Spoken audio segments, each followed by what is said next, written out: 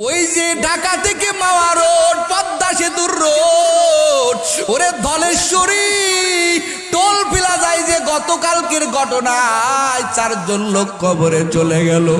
ওই যুবকের কান্না আমার কলিজার ভিতরে এখনো বাজতেছে। যুবক কান্নাই করতে পারতেছে না, যুবক পাগলের মতো হয়ে গেছে।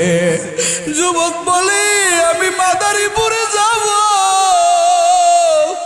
ওরে আমি হুন্ডানে আমার কলিজার টুকরা সন্তান, 7 বছর সন্তানের বয়স, পিছনে বিবি বসা, ওরে টোল বিলা যায় আইসা টোল দিতে গিয়েছে,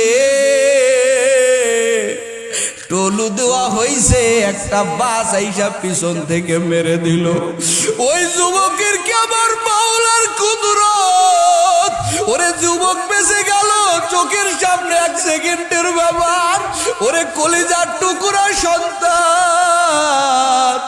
আর বিবি চাকার সাথে পেঁচাইতে পেঁচাইতে চলে গেল। যুবক দৌড় দিয়া যাইয়া থেকে